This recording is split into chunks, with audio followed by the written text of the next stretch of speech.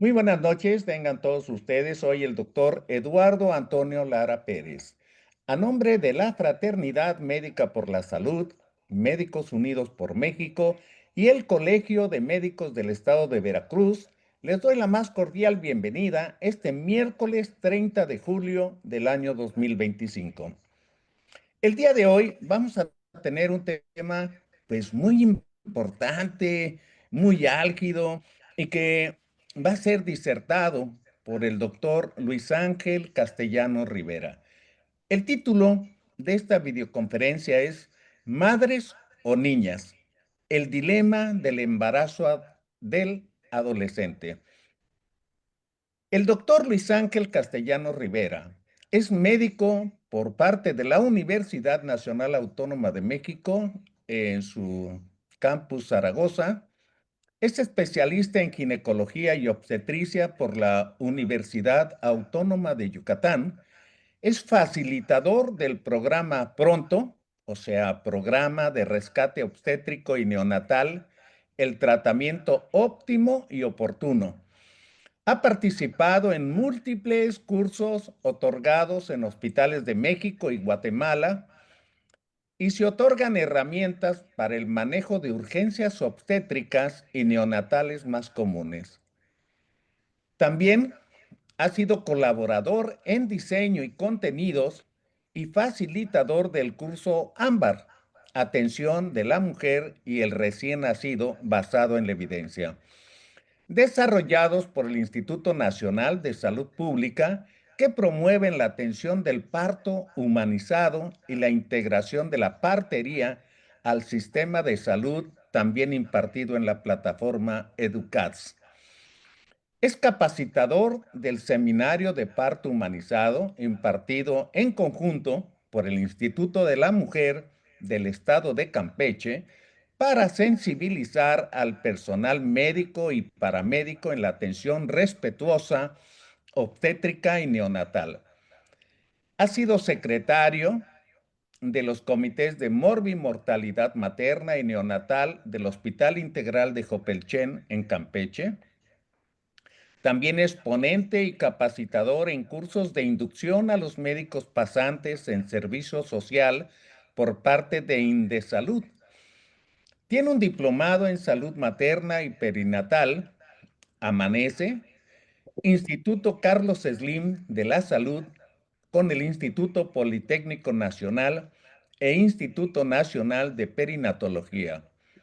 Ha acudido a diversos simposios y congresos de actualización en ginecobstetricia y también es un socio activo en la Fraternidad Médica por la Salud, Médicos Unidos por México. Es un gusto recibirte, Luis Ángel, y los micrófonos son tuyos. Adelante. Pues le agradezco su amable presentación, doctor. Si puedo iniciar la presentación.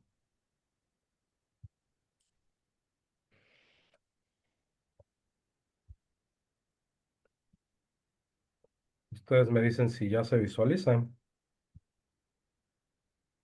Aún no. Ahí está, perfecto. Bien, según esto ya está presentado. Muy bien, entonces, pues vamos a abordar el tema de madres o niñas, el dilema del embarazo adolescente. Eh, para, déjenme avanzarlo. Ya está. Bueno, para empezar, el aviso legal. eh, Pues las imágenes e información contenidas en esta presentación en su mayoría se tomaron de fuentes de acceso libre a Internet y son usadas para ejemplificar circunstancias coincidentes con propósitos exclusivos educativos, sin afán de comercialización o lucro, de acuerdo a la ley de derecho de autor, y pues me declaro libre de conflictos de interés respecto al tema a tratar. Vamos a hablar directamente ya entrando al tema, el embarazo adolescente. Es definido por la OMS como todo aquel embarazo que se produce entre los 10 y los 19 años, independientemente de la edad ginecológica. Eh, el 60% de estos embarazos ocurren en los primeros 6 meses del inicio de relaciones sexuales. Aquí tenemos ya un punto importante porque Hemos visto que cada vez la edad de inicio de la vida sexual está siendo más temprana. Del 73 al 93% de las adolescentes embarazadas son primigestas y el 60% de estos primigestantes adolescentes se vuelven a embarazar en los 2 años siguientes. De tal suerte que, por ejemplo, ayer que tuvimos atención de consulta en nuestra unidad, tenemos una paciente de 16 años que ya es su tercer embarazo. Entonces, así de importante es el embarazo adolescente en nuestro día a día.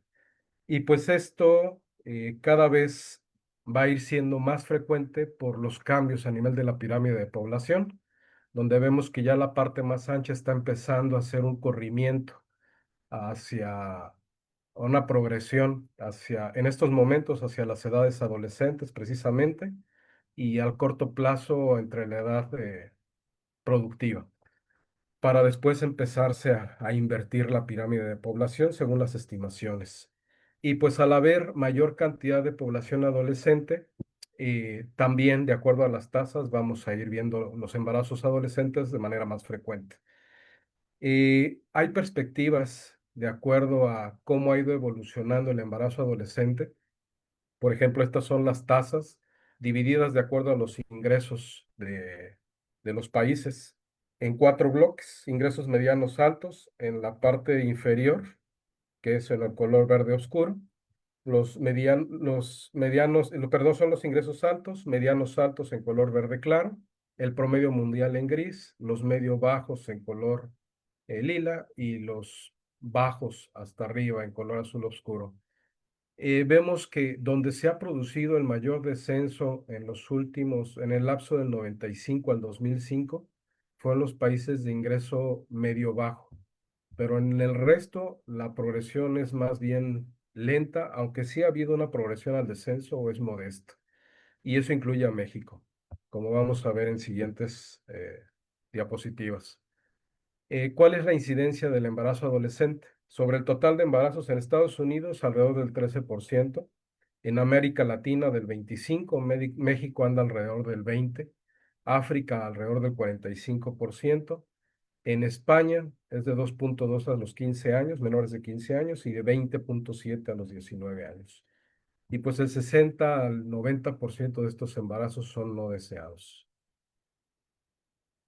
Aquí nuevamente vemos cómo es la edad del consentimiento. ¿Qué es el consentimiento? Es la edad a la que se considera que un menor tiene el suficiente conocimiento, la suficiente capacidad para consentir el inicio de una relación sexual. Eh, las personas que viven en países de ingresos altos, porcentajes muy bajos, eh, tienen consentimientos a edades tempranas. Conforme los ingresos van disminuyendo de acuerdo al país, estos porcentajes cada vez van aumentando, de tal suerte que en ingresos medianos altos alrededor del 10%, en ingresos medianos bajos alrededor del 20-25% y en ingresos bajos hasta el 30% o más. Esto es en mujeres de 20 a 24 años que se casaron antes de los 18 años. Y también vemos una repercusión muy importante sobre la ley. Las leyes afectan el matrimonio infantil, de tal manera que en los países donde no hay una legislación, las edades son más tardías. ¿Qué consideraciones tenemos como precedentes a nivel jurídico para la atención de niños, niñas y adolescentes? Desde el marco jurídico internacional hay recomendaciones para los estados y en este bloque etario, que es lo mínimo que debería de ofrecer el Estado para nuestros niños, jóvenes y adolescentes. El primero es ofrecer educación sobre salud sexual y reproductiva que tome en cuenta el contexto, problemáticas y etapas de desarrollo de este grupo etario. Nos enfrentamos a los usos, costumbres y a la idiosincrasia de la población, donde no ha sido raro en algunas épocas previas que se hagan quemas colectivas cuando se han introducido o se ha intentado hacer un mayor hincapié en educación sexual y reproductiva en edades escolares. Abordar las cuestiones relativas a embarazos no deseados, que esto incluye el aborto en condiciones inseguras y las infecciones de transmisión sexual, incluido VIH-Sida. Nos decía algún maestro en alguna ocasión que cuando una mujer tiene el deseo de abortar por la causa que sea, lo más probable es que lo va a realizar, así ponga en riesgo su vida. Recuerdo bien que hay eh, en el museo que hay en el Hospital General de México, hay una muestra de patología donde está un útero con un producto y está atravesado por una aguja de tejer, de las que son largas, donde una paciente en la desesperación por abortar con un producto ya de aproximadamente 18 o 20 semanas, se introdujo una aguja de tejer y perforó el útero, la paciente falleció y ahí quedó esa pieza de patología, ¿no? Facilitar el acceso a los servicios, a la información y consejería sobre los derechos y servicios de salud sexual y reproductiva, sin obstaculizarlo por consentimientos o autorización de terceros. Esto implica anteponer el interés superior de la niñez sobre expectativas de terceras personas. También garantizar acceso a información esencial y adecuada para su salud y desarrollo, garantizar la participación activa de estos integrantes de este grupo etario en planificación y programas de las decisiones que afectan su salud mediante un consentimiento informado y derecho a la confidencialidad, y garantizar que puedan disponer de instalaciones, bienes y servicios sanitarios con inclusión de servicios sustantivos y asesoramiento en materia de salud mental, sexual y reproductiva. En este último rubro, pues vemos que realmente hoy por hoy la situación de la infraestructura en salud pública, pues se ha visto mermada en primera instancia por el COVID y en segunda instancia por los recortes que han habido en presupuestos y de sus decisiones de los tomadores que tenemos, ¿no? Y les voy a presentar igual, más que buscar el hilo negro, creo que esto es algo que ya muchos conocemos, y les voy a presentar datos más o menos recientes que encontré. Y es curioso porque los datos más recientes, al menos para graficarlos o mostrarlos de manera eh, en tablas y en gráficas, lo más actualizado está en algunos foros por parte de analistas independientes, como es el caso de la analista que les voy a presentar.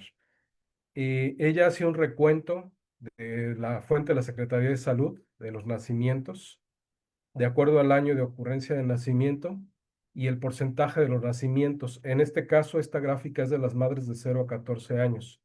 Vemos que hubo un descenso bastante importante en la tasa de nacimientos entre el 2012 al 2015. En estas fechas fue que se desarrolló la ENAPEA y posteriormente que se prohibió el matrimonio en mujeres menores de 18 años en el país. Pero después de estas medidas, vemos que nos estacionamos y otra vez aquí caímos en una meseta enorme, de la cual no ha habido ninguna progresión. O sea, seguimos con las mismas tasas de embarazo en infantil, de mujeres de 10 a 14 años, que las que teníamos hace 10 años aproximadamente. En el bloque de 15 a 19 años, pues igual hubo un descenso. Ese descenso sí ha sido un poquito más constante, pero de nueva cuenta ya en fechas recientes estamos cayendo en una meseta. Eso nos muestra que no se han hecho los esfuerzos suficientes o no se están encauzando los recursos o los objetivos no están siendo aterrizados. Y el bloque total, en menores de 20 años, pues vemos un comportamiento muy parecido a la lámina anterior. En el marco nacional, las niñas, niños y adolescentes tienen derecho a disfrutar el más alto nivel posible de salud.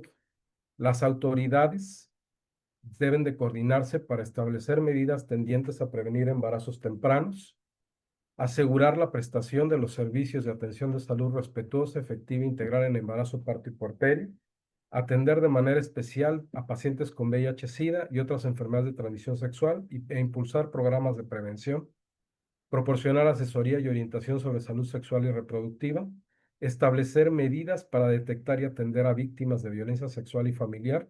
Se las resalté porque va a ser un punto importante en las siguientes láminas. Garantizar el acceso a métodos anticonceptivos, prohibir, sancionar y erradicar la esterilización forzada de niñas, niños, adolescentes y cualquier tipo de violencia en la atención obstétrica y posparto. A este respecto, en violencia familiar, ¿qué es lo que vemos? De acuerdo a las atenciones que se brindaron en la Secretaría de Salud en el 2024, de acuerdo al tipo de agresor, en este caso, violencia ejercida por el padre o por la madre, vemos que los números son bastante altos. El tipo de violencia más frecuentemente ejercida por padres o madres es psicológica, predominando padres, física y en tercera instancia sexual, abandono, negligencia y la económico-patrimonial. Y cuando vemos en el caso de padrastros o de madrastras, los números también son bastante altos, pero la que predomina el pico es de agresión sexual, sobre todo perpetrada por hombres, por padrastros. Esto es en el 2024, les repito, son las estadísticas más nuevas, pero son por analistas independientes. La tasa de suicidio también se concentra en ese bloque de 15 a 19 años, y esto nos habla de que son los más afectados por violencia. De acuerdo a los ingresos hospitalarios en el país, tenemos que el reporte para violencia física, el pico empieza a subir entre 15 a 19 años, pero el pico es en el grupo de 20, 25, 25 a 30. Y llevan la delantera los hombres. En violencia sexual, el pico, por el contrario, sube en 10 a 14, pero el cenit de esta curva es entre 15 a 19 años. Luego, entonces, el grupo que nos atañe hoy, que es de 10 a 19 años, son las víctimas más frecuentes de violencia sexual, de acuerdo a los registros que hay por ingresos en la Secretaría de Salud en este año pasado. En violencia psicológica también empieza a ascender en 10 a 14 años, pero el pico máximo es en 15 a 19 años y la disminución es gradual conforme va avanzando la edad. El pico de nueva cuenta es en mujeres. En hombres es más bien modesto. En violencia económico-patrimonial se desplaza un poco y el pico es entre 25 a 29 años, pero también afecta al grupo de adolescentes sobre todo. El grupo infantil es el que empieza a subir. ¿Qué otra consideración debemos tomar en cuenta? La norma oficial mexicana, la 046, que habla sobre violencia familiar y sexual, donde nos dice que en caso de un embarazo, eh, el único requisito es que la paciente va por escrito, presente una solicitud por escrito bajo protesta de decir verdad, en la que diga que el producto es resultado de violación. Esto aplica a partir de los 12 años. En menores de 12 años se debe realizar por la padre, madre o tutor. La INAPEA enfatiza que el embarazo en adolescentes se asocia a una alta prevalencia de aborto en condiciones inseguras. Y el marco legal vigente nos dice que el Estado debe de brindar el servicio de aborto seguro a niñas y adolescentes que así lo soliciten. Llama mucho la atención que en la Ley General de Víctimas y la NON 046 no hay límites gestacionales en la edad gestacional para que las víctimas puedan ver garantizado este derecho. Algunos códigos penales sí establecen un límite entre 90 días o 12 semanas.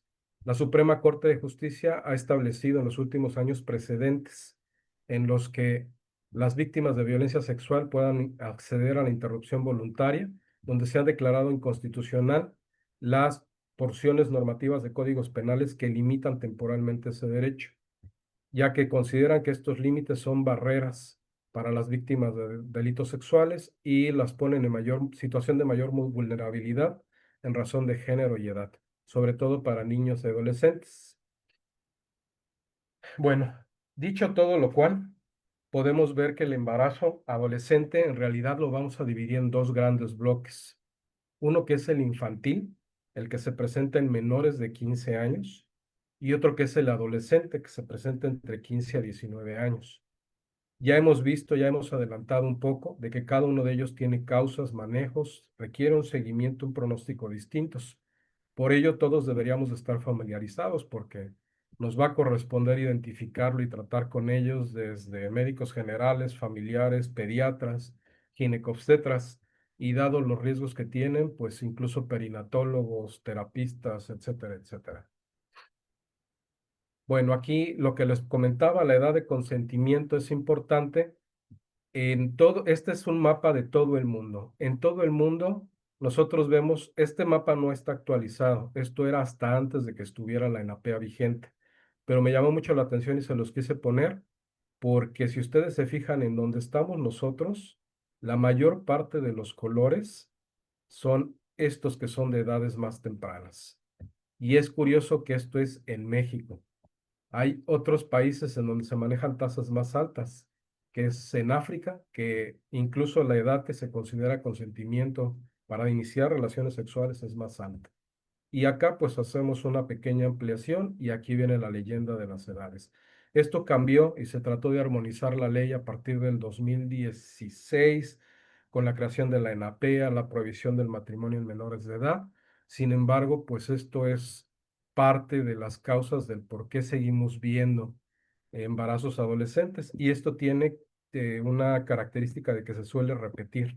Es muy frecuente en la consulta que yo vea mujeres que tuvieron embarazos a 14, 15 años, que vienen con las hijas, que tienen embarazos en 14, 15 años, y actualmente ya me está incluso tocando ver, atender a los nietos de esas pacientes que atendí cuando cuando terminé la especialidad hace 20 años. Ya estoy empezando a atender algunas terceras generaciones en estos casos. Suele ser repetitivo este patrón. Y vemos que 168 economías definen legalmente la edad para el matrimonio arriba de los 18 años, pero en 134 de ellas hay excepciones que disminuyen la edad del matrimonio. Hay un término que me llamó mucho la atención, que solamente se maneja para la región de Centro y Sudamérica, que son las relaciones impropias.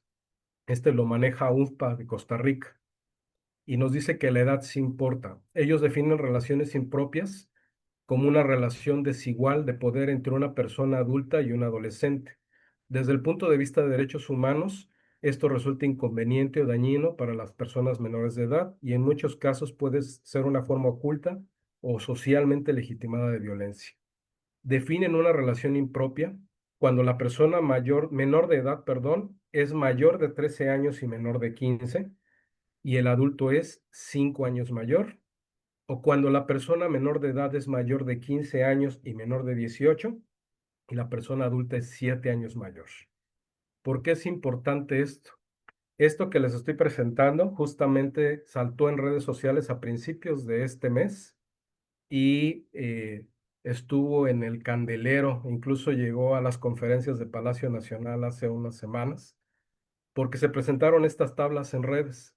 Y en estas tablas nos muestran los nacimientos registrados en México en 2024 con las madres más jóvenes y la edad del padre.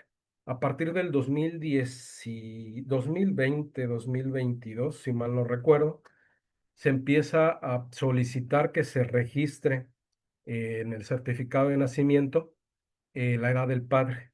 Y a partir de eso se empieza a hacer el análisis y encontramos, por ejemplo, lugares donde las madres, esto está ordenado de la paciente con menor edad hacia mayor edad. Pacientes de 10 años, hubieron 3 casos en el 2024 y la diferencia de edad, el padre de una de ellas tuvo 30, de otra 17 y de otra 16. O sea, en uno de los casos donde una madre infantil, un embarazo infantil, una mujer de 10 años, el esposo, la pareja, le llevaba 22 años. Con una de 11, uno de 47, padre de 47, y una diferencia de 36. Y aquí vemos la disparidad enorme entre las niñas que se están embarazando y los hombres que las están embarazando. Por ejemplo, este ejemplo, una menor de 12 años la cual fue embarazada por un hombre de 65, una diferencia de 53 años. Y en este está ordenado de acuerdo a la mayor diferencia de edad. La mayor diferencia de edad se dio en Acuña, Coahuila, una madre de 22 años y el padre de 97. con una diferencia de 75 años y así vamos disminuyendo. Pero llama la atención que encontramos aquí el tema que nos atañe, menores de 16 años, 19, 18, otra de 16, una de 17, con parejas de 75, aquí hay una de 15 con pareja de 75, otra de 15, 72. Esto nos hace bastante visible la discrepancia que hay.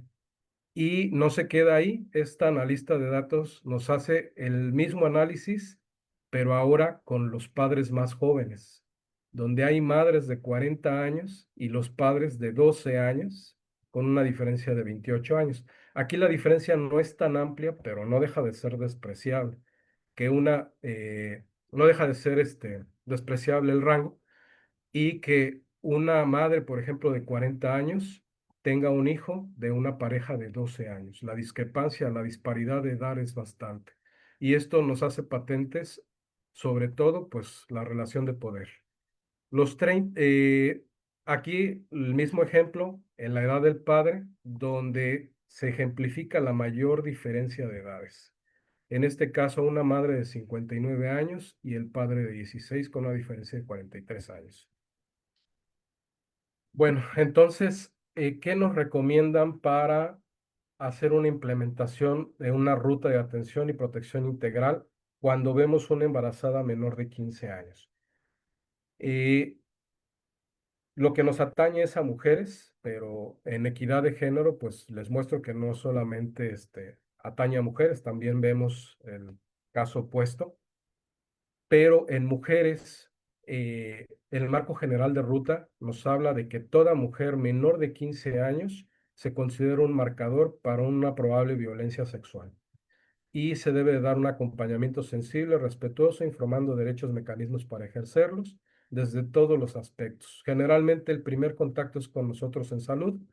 Por normativa debemos de dar una notificación al Ministerio Público para que se haga el seguimiento y se debe de tocar justicia, medidas de protección, educación, atención y verificar la no repetición. Este es el marco que nos da gobernación para hacer la notificación.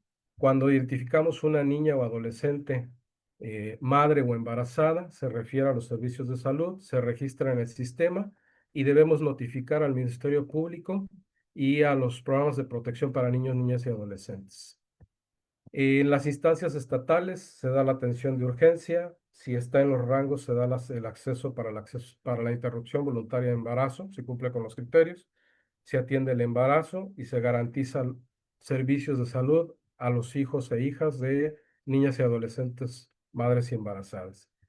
Se debe de dar la notificación al Ministerio Público, el cual debe dar acompañamiento psicológico y representación, debe nombrar una persona consejera, debería existir un equipo multidisciplinario, realizar diagnóstico, elaborar un plan de restitución de derechos, notificar del plan de restitución de derechos y dar seguimiento hasta su cumplimiento. Esto es por parte de la Procuraduría. Del Ministerio Público otorga la atención con personal sensibilizado en derechos de niños, niñas, adolescentes y víctimas de violencia sexual. Inicia carpeta de investigación y decreta medidas de protección. Ejercita acción penal hasta obtener sentencia y reparación del daño. La Administración Pública Estatal debería verificar que se dé cumplimiento al plan de restitución de derechos. Se tienen ventanas de atención, procedimientos de atención a niños y adolescentes, madres embarazadas, atención a víctimas de violencia sexual, programas de apoyos educativos, servicios disponibles para hijas e hijos de las niñas de 0 a 5 años. Y las personas monitoras monitorean y brindan servicios, revisan el sistema, identifican alertas. En caso de que los derechos no sean restituidos, se vuelve a derivar a la Procuraduría, en su caso al Ministerio Público y a la Administración Pública. Si se considera que o se evalúan que los derechos fueron restituidos, se señala en el sistema y se da fin. La verdad, nosotros generalmente como trabajadores de salud nos quedamos en esta área en verde y nos toca solamente hacer la notificación a estas instancias. Ya no vamos más allá, pero lo que me han comentado los pacientes es que regularmente solo hacen una encuesta, una cédula, en la cual se hace una evaluación para verificar si hay violencia y si se considera que no la hay, pues no se continúa con ninguna de estas partes del flujo. Cuando una adolescente está embarazada y decide continuar el embarazo, hay que contemplar que el desarrollo cognitivo y psicoemocional todavía está en proceso. Y el embarazo adolescente es una crisis que se superpone a la crisis de la adolescencia. Comentaba previo a la plática que hay un término que se llama matrescencia, que para mí es nuevo, el cual nos habla sobre todos los cambios que se generan en una mujer, que incluso hay cambios neurobiológicos ya demostrados que se están empezando a estudiar cuando una mujer es madre por primera vez. Entonces, todos estos cambios, hay algunos artículos que incluso los equiparan a los cambios que se dan en la adolescencia. Entonces, si nosotros superponemos los cambios que ya de por sí se dan en la adolescencia a los otros cambios que se dan durante la maternidad, eh, pues esto agudiza mucho más toda esta problemática. Esto comprende cambios somáticos psicosociales con incremento en la emotividad y acentuación de los conflictos no resueltos previamente. La adolescencia se comportará como corresponde al momento de vida que está transitando. Un embarazo no acelera su maduración a posteriores etapas. Y también hay que contemplar que está aún en desarrollo biológico, donde la maduración física comienza y acaba antes que la maduración cognitiva y psicosocial. Por ello, hay mujeres que probablemente físicamente tengan eh, las características prácticamente de una mujer que está ya en una edad más adelantada. Sin embargo, la maduración cognitiva y psicosocial, pues todavía es la mentalidad en algunas ocasiones de una niña. Los cambios, pues, principalmente tasa, peso, composición corporal y masa ósea. Las acciones preventivas que debemos de seguir en los diferentes ámbitos son psicosocial para eh, conocer los factores predisponentes y determinantes del embarazo de los adolescentes. Como determinantes, relaciones sin protección, abuso sexual y violación. Predisponentes, menarca temprana, inicio precoz de relaciones sexuales, familia disfuncional, mayor tolerancia del medio a la maternidad.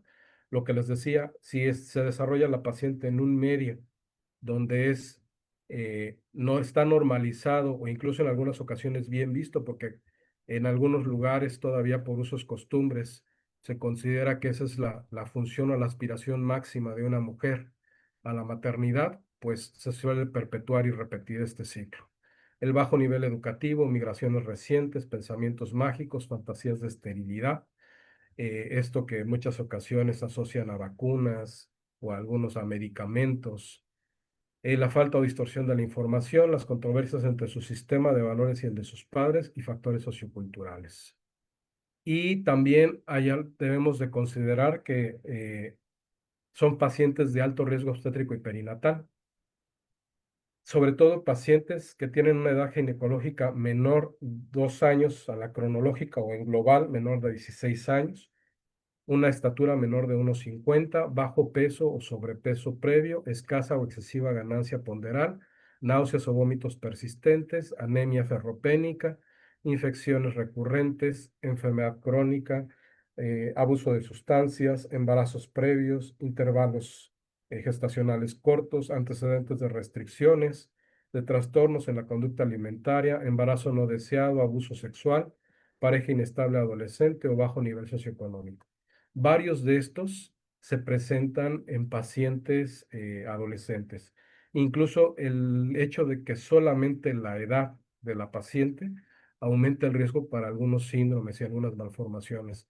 Entonces, sí es importante que cuando se da el embarazo y se va a continuar, se lleve una vigilancia estrecha del mismo. En la atención integral a la paciente adolescente embarazada, además de lo expuesto, se debe tener en cuenta el enfoque biopsicosocial. Para ello se debe hacer una atención integral con enfoque de riesgo. Se consideran factores protectores una familia continente, cuando hay comunicación fluida con un adulto referente, cuando el rendimiento escolar es satisfactorio o grupos de pares con conductas adecuadas. Y los factores de riesgo, pues ya comentamos varios psicosociales y biológicos. El rol, por ejemplo, del pediatra médico de familia, pues es desde la identificación hasta dar la continuidad a los manejos. Generalmente, para hacer una vigilancia más estrecha, se recomienda que estemos alternando las consultas entre ginecología y medicina familiar. No es raro que tengamos que hacer interconsultas a pediatría por el grupo etario, por el tipo de fármacos que llegamos a manejar, pero también dependemos de psicología, servicios sociales, de la escuela para tratar de asegurar en la medida de lo posible que no haya eh, deserciones en este tipo de pacientes y de los padres. El hecho de tratar de lograr que los padres sean continentes, brinden apoyo para que se pueda hacer una vigilancia de un embarazo. ¿Qué características tiene de diferente un adolescente a una paciente adulta? En general refiere la bibliografía que tienen una menor conciencia de salud, que aún no tienen una identidad de género bien establecida, tienden a tener un mayor pensamiento mágico, un mayor temor a los procedimientos invasivos y mayor falta de información. Y se ha relacionado también con dificultades para el vínculo con el hijo, dificultad para discriminarse del bebé, para separarse de él y lo consideran una continuación de sí mismos. Muchas veces priorizan sus necesidades a las del niño y toleran muy poco las frustraciones. Hay un perfil que debe tener idealmente el médico para atender a adolescentes. Tener idoneidad en todos los rubros. Saber escuchar, esto es muy importante. Saber respetar también. Es muy dado, era muy dado mi, en la época en la que yo fui formado, que era la enseñanza, las relaciones de poder eran verticales. Y en este caso, pues la relación siempre debe ser horizontal y respetar las decisiones. Darles toda la información posible pero respetar sus decisiones y ser capaz de registrar los aspectos importantes y contextualizar adecuadamente la maternidad adolescente. Esto nos permite desarrollar acciones preventivas en el marco de una salud integral. ¿Cuáles son los objetivos que debemos de perseguir? Ayudarla a aceptar su embarazo si decide continuar con él, fortalecer los vínculos familiares, supervisar los hábitos alimentarios y valorar la necesidad de suplementos, brindar la atención perinatal integral. Las estrategias del equipo de salud debe ser multidisciplinario, les decía, ginecólogo, pediatra, médico de familia y también terceros, parteras, doulas, etcétera, etcétera, psicólogos, trabajadores sociales. La atención al padre y familiares cercanos, porque también es un tipo de duelo el tener un embarazo en un adolescente y continuar el seguimiento hasta el posparto. No olvidemos que, por ejemplo, la preeclampsia puede presentarse hasta 40 días después del parto y en muchas ocasiones ha pasado que pacientes que se resuelve el embarazo, las dan de alta, no se hace seguimiento y en el puerperio es donde se presenta alguna complicación que puede incluso ser grave. Regresamos a los desgloses por edad. Les decía, en el 2024 hubo 3 embarazos en niñas de 10 años, 32 en niñas de 11, 195 en niñas de 12, 1,422 en niñas de 13 y 6,300 en niñas de 14. A nivel nacional, el pico fue en Chiapas. De ahí siguió Guerrero, y en estas estadísticas nos reportan como tercero al estado en el que resido, que es Campeche, que es frecuente. 1 de cada 5 embarazos que atendemos, en promedio, es en adolescentes. Estas son las tasas. Tenemos en primer lugar a Chiapas, segundo Guerrero, tercero Campeche, y en tasas el último lugar es Ciudad de México, el que sigue sería Hidalgo y Sonora. Según los datos de la Secretaría de Salud, la diferencia de edad entre la madre y el padre puede llegar a ser hasta de 69 años. En 10 casos supera 50 años, más de 1,000 pasa de 20 años. En casi 500 embarazos infantiles, los padres son hombres que pasan de 40. Los padres también se dan casos en donde son niños o adolescentes. Hay casi 100 registros de padres de 12 o 13 años, 3,244 de padres entre 14 y 16 años. Tenemos entonces 2 apartados diferentes. Uno, donde se puede relacionar a relaciones que se denominan en Centro Sudamérica como impropias y que tienen mayor riesgo de ser marcadores para violencia. Y un segundo rubro en el cual se da entre adolescentes que muchas veces están en la etapa de experimentación y no usan algún método de planificación y esto provoca o nos resulta en embarazos adolescentes. Y en esto, pues, repercute la educación sexual, repercute el acceso a métodos de planificación principalmente. Acá tenemos una gráfica en la cual, de acuerdo a la edad de la madre, cada punto y el tamaño de los puntos nos da una idea de la cantidad de embarazos que hubo. Por ejemplo, acá en embarazo de 10 años, de los 3, en 2 el padre fue menor de edad, pero en uno fue mayor de 30 años. Esta línea negra es el corte en el que el padre alcanzó la mayoría de edad. Todos los que estén por aquí abajo, pues pudiéramos atribuirlos a jóvenes que están en etapa de experimentación, pero todos los que están acá arriba, con esa discrepancia, sobre todo el bloque de 10 a 14 años, que es lo que nos refieren las leyes aplicables en México, pudieran ser marcadores de violencia y es donde debemos de estar bastante alertas. La ENAPEA, el objetivo de la ENAPEA cuando se publicó era erradicar el embarazo en menores de 15 años, de tal suerte que todo este bloque para el 2030 ya no deberíamos de verlo, y disminuir un 80% los embarazos en mayores de 15 años, que como vimos en las gráficas de un inicio, pues la progresión a fechas recientes ha sido modesta. Y pues esta es una gráfica de calor en la cual vemos de igual manera las discrepancias de acuerdo a la edad de la madre, a la edad del padre. Esta línea es más o menos donde la edad entre ambos es parecida. Este color nos dice que la mayoría de los embarazos se dan en este bloque, pero conforme nos vamos alejando, vemos las mayores disparidades entre mujeres muy jóvenes y padres con mucha mayor edad, pero también padres jóvenes y madres con mucha mayor edad, lo que llamábamos la disparidad de las relaciones impropias. Y les decía, a principios de este mes, el 1 de julio, se retoman todas estas estadísticas por parte de activistas de colectivos feministas y se hacen varias publicaciones. Y estos colectivos se lo retoman y llega hasta hacerse la pregunta en una mañanera a la presidenta, haciendo la visibilización de la problemática a nivel nacional. Eh, Se hace un pronunciamiento por parte de la presidenta de México y les voy a mostrar solo un video de 1 minuto nada más para que veamos qué es lo que nos dice al respecto.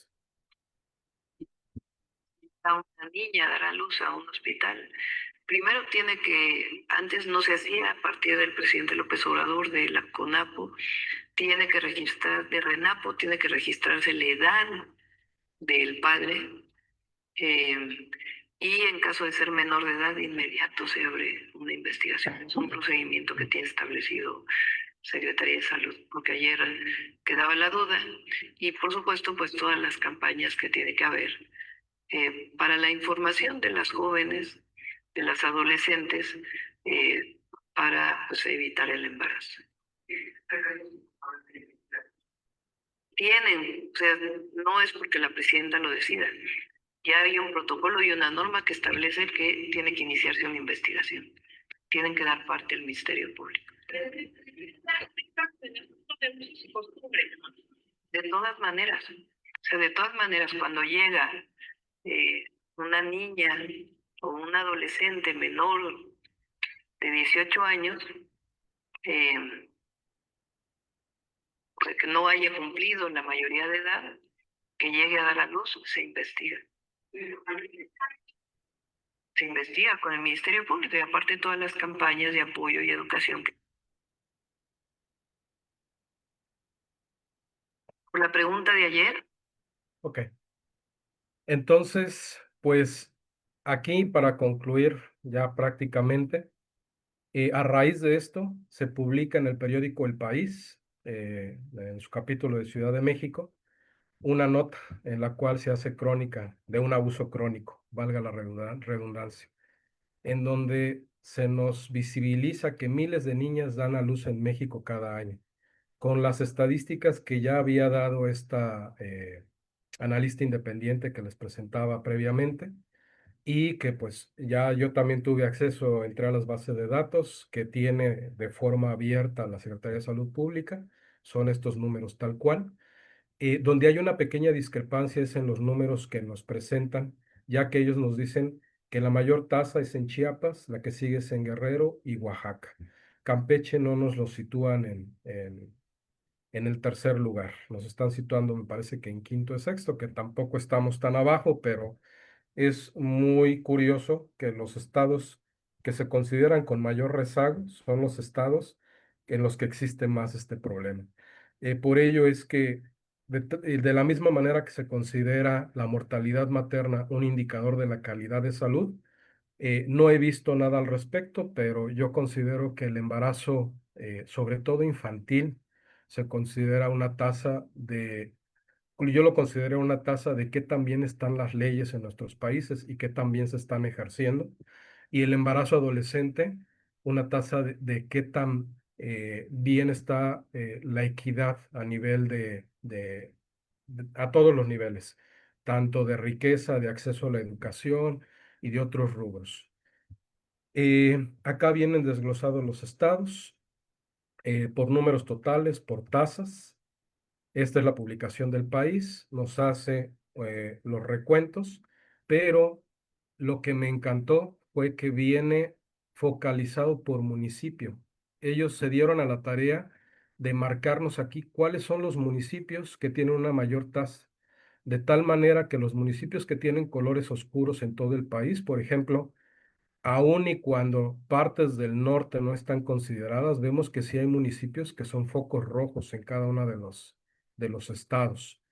Y esto nos permitiría, no soy salubrista, pero hay una ley que se llama Ley de Pareto que nos da la regla del 80-20, en el cual dice que aproximadamente 20% de las causas genera 80% de los efectos.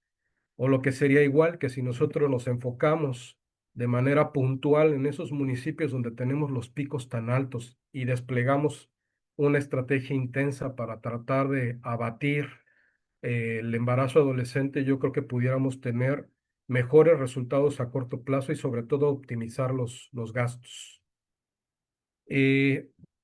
Ya por último, en las numeralias, la Suprema Corte de Justicia, les decía, desde 2016 determinó que la edad mínima para contraer matrimonio en México son los 18 años.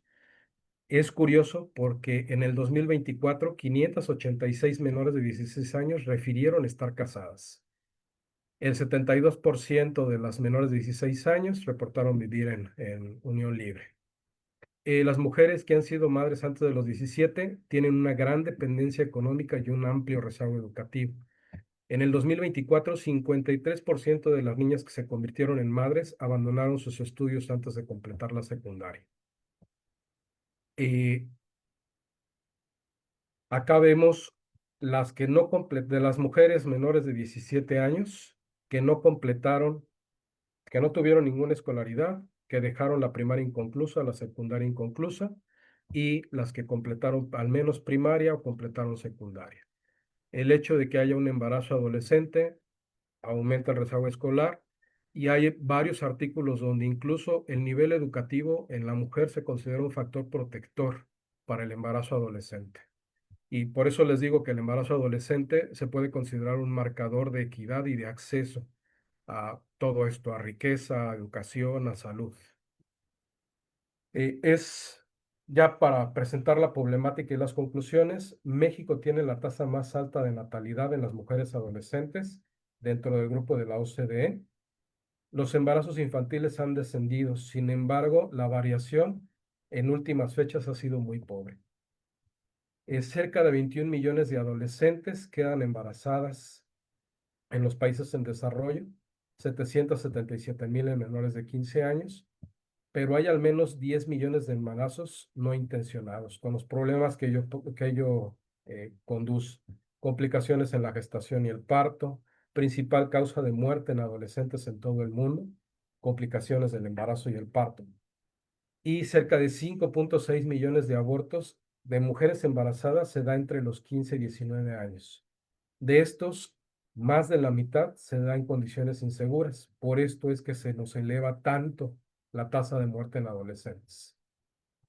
Por si fuera poco, si las adolescentes deciden continuar el embarazo, Físicamente, les decía, por todos los cambios en el desarrollo, tienen mayor riesgo de presentar eclampsia, de presentar endometritis puerperal, infecciones sistémicas, productos de bajo peso, prematurez y algunas otras afecciones graves. En fechas recientes, al menos en nuestras unidades, hemos visto una saturación enorme de las unidades por productos prematuros y por productos de bajo peso. Aunque la mortalidad adolescente es un problema que afecta a todos los países, se suele concentrar en comunidades marginadas, marcadas por la pobreza, desempleo y abandono escolar. De nueva cuenta, les repito, esto es un indicador bastante sensible de equidad. En muchas sociedades se empuja a las mujeres a casarse y tener hijos a una edad demasiado temprana. Y ante la falta de oportunidades laborales y educativas, la maternidad, para muchas de ellas, es la única forma de ganarse el respeto de sus familiares. En algunas sociedades, en algunas comunidades, ese es el fin último de una mujer en la vida, o la realización que esperan en ese núcleo social. También hay que tener en cuenta la falta de acceso a métodos anticonceptivos. Muchas adolescentes no los conocen, no entienden cómo obtenerlos, usarlos, y en caso de tenerlos a la mano deben de hacer frente a barreras legales, como ser mayor de edad, estar casadas, el rechazo de los trabajadores sanitarios y la falta de recursos. Por esto es que se desarrollaron los equipos de atención amigable en las unidades, que de nueva cuenta el COVID, pues en muchas unidades como la nuestra, los desapareció. En estos no había ningún requisito más que la mujer deseara usar algún método y tenía un acceso alternativo, no era por la puerta frontal, donde con personal capacitado se les daba orientación y acceso a los métodos de planificación, con el solo hecho de que fueran mayores de 12 y 15 años respectivamente. Y por último, la violencia sexual es otra causa de los embarazos no intencionados, con más de un tercio de las mujeres de algunos países declarando que su primer encuentro sexual fue forzado. 30% de las mujeres en algunos países. Yo recuerdo que en el Distrito Federal, cuando hice la carrera, algunos maestros les decían a las pacientes que se pusieran un dispositivo porque realmente y penosamente, dadas las tasas tan altas que hay de violencia sexual, pues es un método no hormonal y que confiere protección. Entonces, a mí eso me quedó muy, muy marcado en los números que la violencia sexual tiene una tasa tan alta que hay que contemplarla hasta incluso para prevenir un embarazo no deseado. Les decía, se ha reducido el embarazo adolescente a nivel global, no solo en México, y las propuestas de solución, acciones inmediatas, legales e institucionales, voluntad política. Dependemos sobremanera de esto porque de aquí dependen las leyes, primero, que existan las leyes.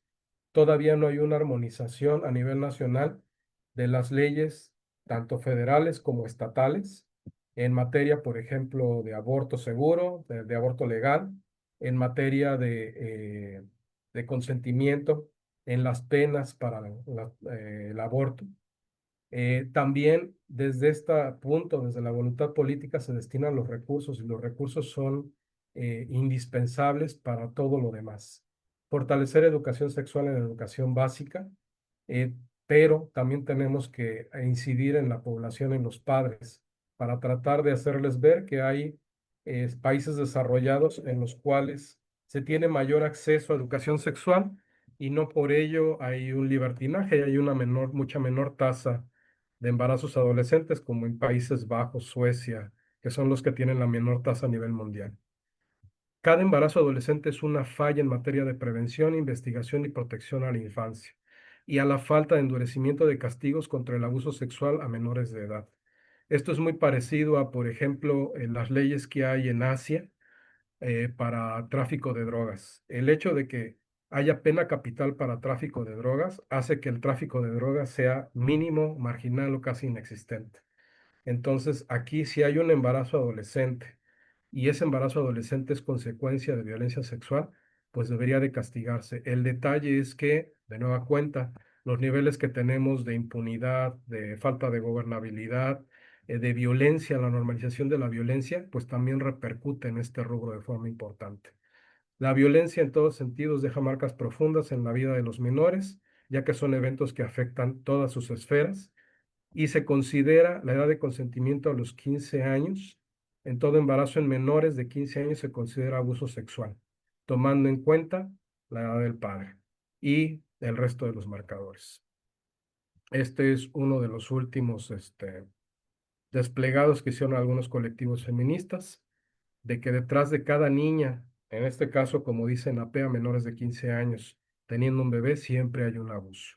Y en la respuesta que hubo a las consideraciones a nivel de la visibilización, y pues agradecer el que hayan hecho y que sean accesibles los datos que nos brindan los analistas independientes.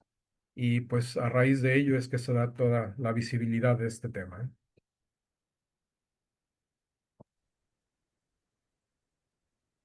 Muchas gracias y muy amplio y completo tu presentación, la doctora Araceli Silva Angulo. Dice, buenas noches a todos, buenas noches, doctor Luis Ángel. En la actualidad, ¿qué métodos anticonceptivos son más recomendables en las adolescentes? Pues tal como comentaba ahí también la doctora Domínguez, muchas gracias por su atención y sus preguntas. Lo que se recomienda son los de larga duración, ya sea implantes subdérmicos o dispositivo intrauterino, eh, porque esto nos va a ampliar la brecha, el periodo intergenésico, nos va a disminuir el número de embarazos. Recordemos que las mujeres que se embarazan a edades muy tempranas tienen altas probabilidades de tener un segundo embarazo. Les comentaba yo del caso de la paciente que vimos apenas de 16 años que ya era su tercer embarazo.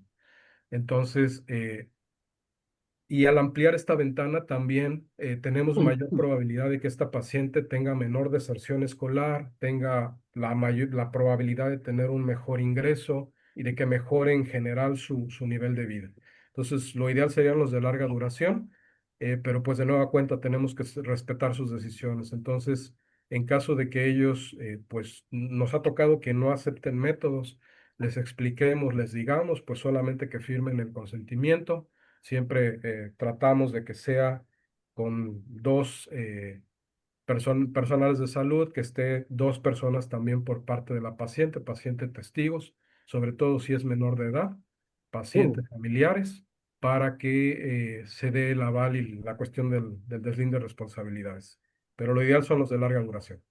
Así es, y efectivamente la recomendación de la doctora Domínguez es correcta, dice exactamente lo mismo. El doctor Juan Héctor Meléndez, Guadalajara, dice, buenas noches a todos, gusto en saludarlos. Comento que un médico que atendía a adolescentes embarazadas en el estado de Yucatán y Sinaloa, donde según los usos y costumbres, la unión familiar y los embarazos de adolescentes es una solución familiar y patrimonial entre las familias rurales u originarias, dedicándose a continuar el linaje y a crecer el patrimonio familiar más allá los objetivos personales, la descripción del compromiso familiar al matrimonio y la dedicación a proporcionar los dotes son objetivos de la familia. Opino que en caso de violencia, la intervención del médico es mínima y pasiva. La solución integral estaría entonces en la medicina social. ¿Quieres comentar algo? Pues no, totalmente de acuerdo con el doctor. Tuvimos nosotros un caso eh, cuando estaba yo en la residencia. Esta paciente no era adolescente, pero tuvo embarazos adolescentes. Era una paciente de 22 años, en la cual era su tercera gesta, si mal no recuerdo. Cuando llega con nosotros con una amenaza de parto prematuro, un embarazo de 28 semanas, pero al hacer el interrogatorio y la valoración de la paciente tenía huellas de quemaduras de cigarro, tenía una cortadura, una lesión de aproximadamente 10-15 centímetros cortante que involucraba piel y tejido celular subcutáneo a nivel de cara lateral del muslo, por donde transcurre el tensor de la fascia lata. Y pues nosotros hicimos la notificación por violencia. Se hizo el seguimiento por parte de nosotros, por parte de la unidad, trabajo social, manejo interdisciplinario, se hizo el manejo médico. esta paciente se da de alta y no se hace el seguimiento que debe de hacerse por parte externa. Eh, ¿Cuál es el resultado? Que esta paciente regresa, bueno, ya no regresó con nosotros porque falleció por violencia familiar. Su pareja logró terminar con su vida en la siguiente ocasión. Entonces, sí, de aquí yo creo que lo que hace falta es que no solamente en APEA plantea bastantes rubros, pero creo que difumina mucho las responsabilidades y no designa a una sola persona que sea el ente garante y responsable de vigilar que todos los demás cumplan con sus obligaciones. Yo creo que eso es lo que falta, es lo que sucede cuando tenemos una urgencia y gritamos, tráiganme soluciones, medicamento y demás, y todos empiezan a chocar entre ellos. Si no tenemos algo bien trabajado, bien establecido, si no giramos órdenes precisas a cada integrante del equipo, cada quien hace lo que considera lo mejor. Y en APEA, yo creo que su mayor falla precisamente es, por ejemplo, en cada estado, un ente diferente es el que es el responsable de llevar todo este programa. En algunos casos es el DIF, en otros casos la Procuraduría, en otros casos es hay diferentes instancias, pero ninguna de ellas supervisa a todas las demás. Entonces, por ejemplo, aunque nosotros en salud cumplamos con lo que nos corresponde, y sí, la mayor parte de las veces no nos involucramos por la responsiva, por la inseguridad. O sea, hoy por hoy, si yo considero que la paciente fue víctima de violencia, pues no es raro, como sucede en varios estados, que pueda ser víctima de una agresión de forma externa por algún familiar.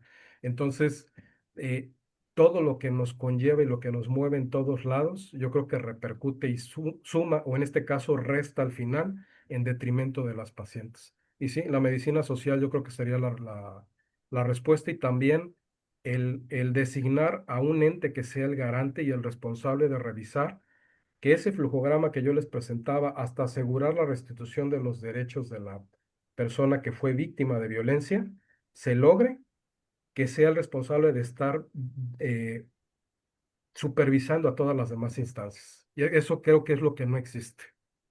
Y le agregamos además el peso terrible de la disminución de recursos para el sector salud, que ahora sí que como dicen a manera de chiste, sin dinero, pues no baila el perro.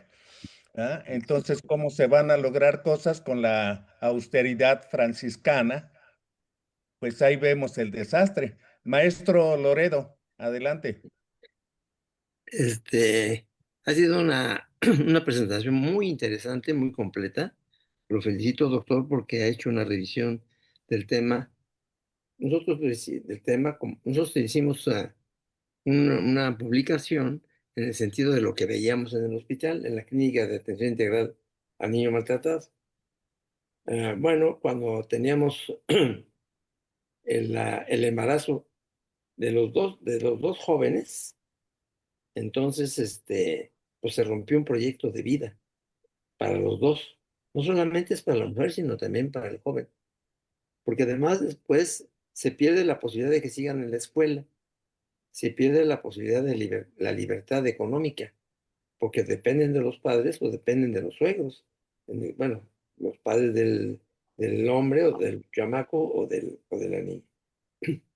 Es un problema muy serio que, como ya se ha planteado, si en aquellos años en que yo trabajaba todo este tema, el DIF era más o menos responsable, ahora veo yo lo veo muy difícil, y entonces tenemos que dar vuelta atrás.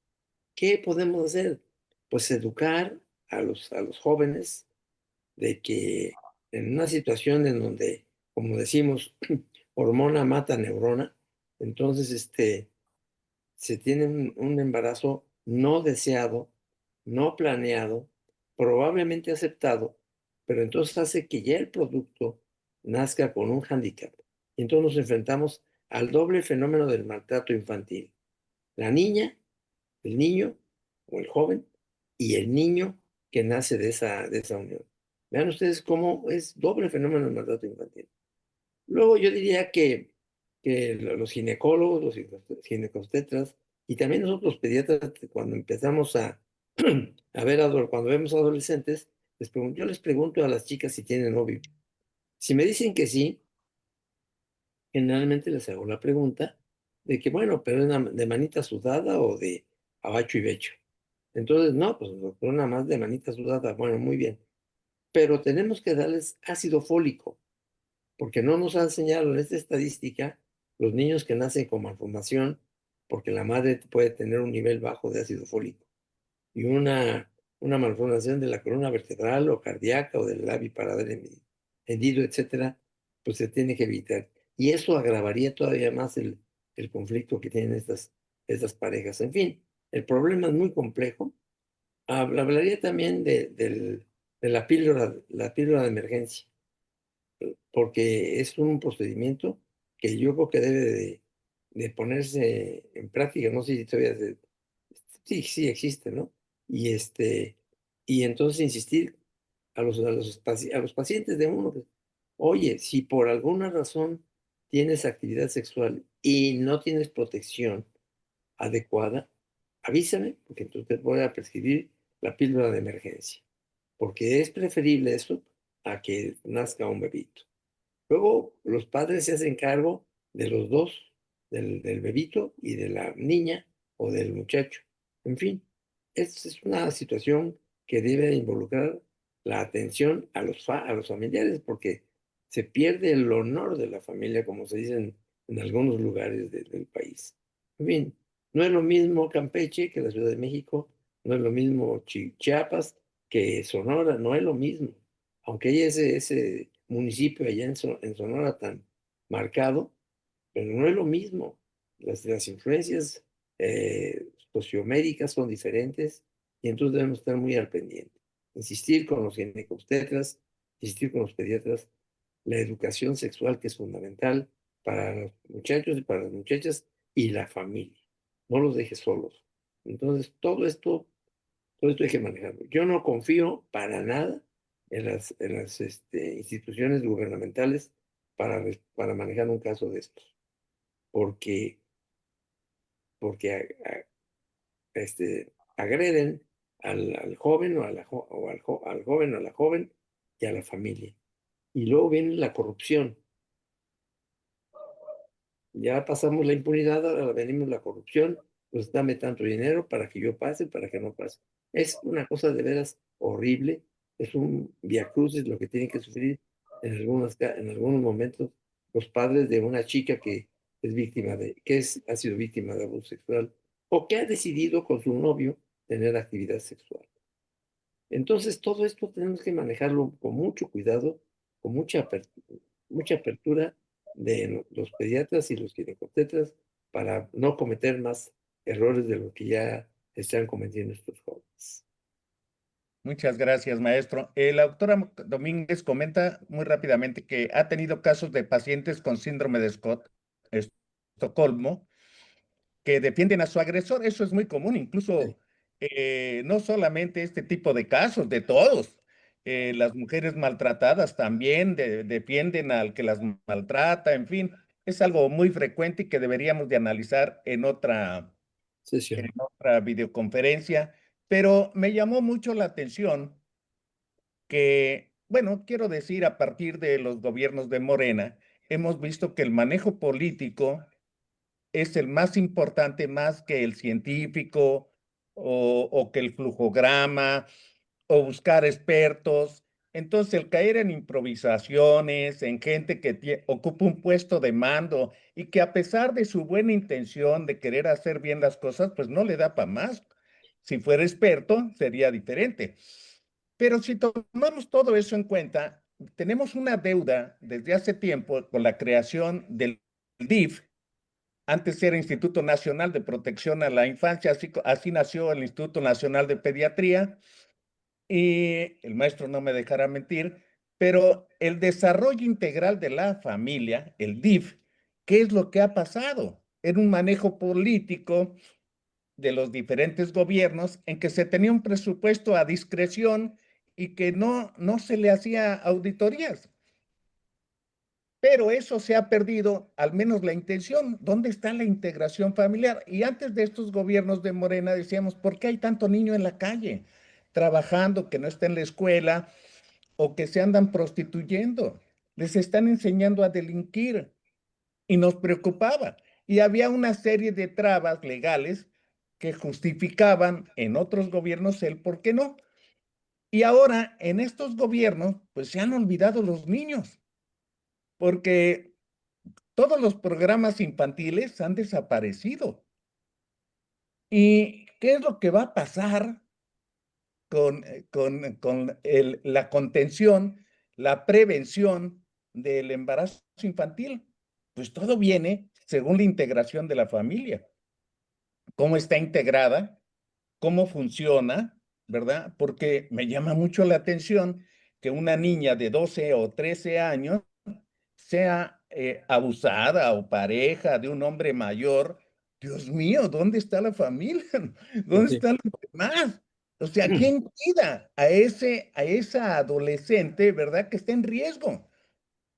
Y si no hay información, prevención o productos, pues porque no hay dinero, les regalan un dinero ahí mensualmente, una beca. Pues eso no va a prevenir los problemas que tenemos. En fin, la doctora Araceli Silva dice, muchas gracias, incluyendo adolescentes, hace uso de emergencia, pero propiamente como método anticonceptivo, por lo que toman una vez, cada vez que tienen relaciones, me imagino que sexuales, no importa la frecuencia, lo que generan trastornos hormonales. Bueno, me imagino que la doctora Silva se refiere a lo de la pastilla o día y de los hormonales que pueden traer algunos trastornos hormonales. Creo que sigue siendo válido que ante la inminencia de una actividad sexual riesgosa, pues el dispositivo intrauterino desde mis tiempos de estudiante era una solución muy buena. Sé que ahora hay productos muy sofisticados y muy nuevos y de larga duración y todo, pero pues siempre son un riesgo porque pues las hormonas son las hormonas. De hecho, por ejemplo, pocas personas lo manejan, pero el dispositivo intrauterino también es un anticonceptivo de emergencia y tiene la ventaja de que actúa como anticonceptivo de emergencia y es de larga duración. El gran problema precisamente es, yo siempre les digo, imagínense que los anticonceptivos de emergencia son como las puertas de emergencia de un avión sobre las alas donde se abren los toboganes. Cuando nosotros subimos a un avión y bajamos por un avión, casi nunca, afortunadamente a mí nunca me ha tocado usar las puertas de emergencia. Las puertas de emergencia solo se usan si el avión se estrella, cae en un río, se descompone, hay fuego, cualquier cosa, se abren las puertas de emergencia para desalojarlo más rápido. Esto es lo mismo. Los anticonceptivos de emergencia solamente se reservan para emergencias. ¿Cuáles son las emergencias? Abuso sexual, que se use un método de barrera como el preservativo, el condón y se rompa y hay una ruptura advertida o que hay una relación casual no prevista. Yo siempre les digo que vaya usted a Cancún, encuentre el gringo o la gringa de sus sueños y al otro día no se vuelven a ver. Para eso sirve el anticonceptivo de emergencia. Pero si ya es una pareja estable, es el novio demás, pues ok, tuviste relaciones esta ocasión, usa anticonceptivo de emergencia, pero posteriormente usa algún método que sea ya continuo para evitar la zozobra. Porque sí es frecuente que de repente toman anticonceptivos de emergencia 2, 3, 4 veces al mes y siempre les hago la comparativa. Vea usted la cantidad de hormonas que tiene y la cantidad de hormonas que tiene el diario. Casi es el equivalente a una caja o caja y media de toma diaria, dependiendo la presentación. Hay mujeres que no toleran el anticonceptivo de emergencia, lo toman y les dan unas náuseas horribles y una malestar gastrointestinal terrible. Entonces, yo sí les recomiendo, úsenlo solamente si es necesario, pero si ya es el novio, la pareja, empezaron vida sexual y van a tener relaciones sexuales, mejor usen algún otro método. Claro, claro. Y además creo que sigue siendo riesgoso para accidentes cerebrovasculares, Por la eh, cantidad tan alta de que tomar hormonas, sí, sí, panceta también. aumentan. Sí. Aunque la ventaja que tienen es que son de solo progesterona. Entonces, generalmente todos los fenómenos tromboembólicos, CVCs, efectos adversos cardiovasculares son más por estrógenos. Los progestágenos son un poquito más nobles en ese sentido, pero sí se asocian con mayores riesgos de complicaciones. Entonces, igual yo les recomendaría pues si es un anticonceptivo de emergencia, es una pareja estable y el riesgo de una enfermedad de transmisión sexual es baja, o sea, no fue un producto de abuso sexual, es preferible un dispositivo. El dispositivo nos Claro. daría una mejor cobertura, mayor duración. Muy bien, pues yo quisiera pedirte un mensaje final antes de que cerremos esta transmisión de pues esta plática tan preocupante y que nos deja en lo personal muchas inquietudes, porque pues ya me imagino a los siervos de la nación, ¿verdad? Entregando condones o folletos, ¿verdad? Porque ahora este gobierno utiliza políticamente con los logos y el color y todo, cualquier oportunidad de llegarle a la gente, a la ciudadanía. En fin, adelante, Luis Ángel.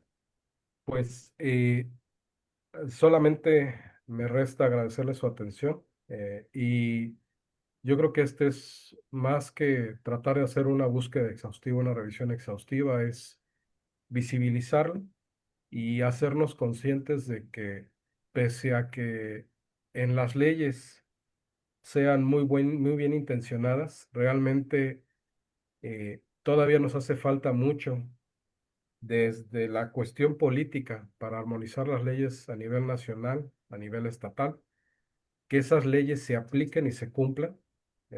Tenemos una gran deficiencia en todo sentido, en todas las leyes.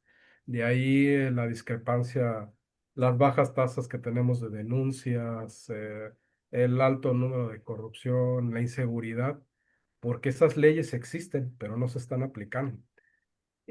También los tomadores de decisiones, pues hacerles visibles y tratar de concienciarlos en que dependemos de muchas de sus decisiones o sus decisiones funcionan como amplificadores, ya sea a favor o en contra, en este caso de los adolescentes. Durante COVID, por ejemplo, nos vimos prácticamente, dejamos de tener anticonceptivos.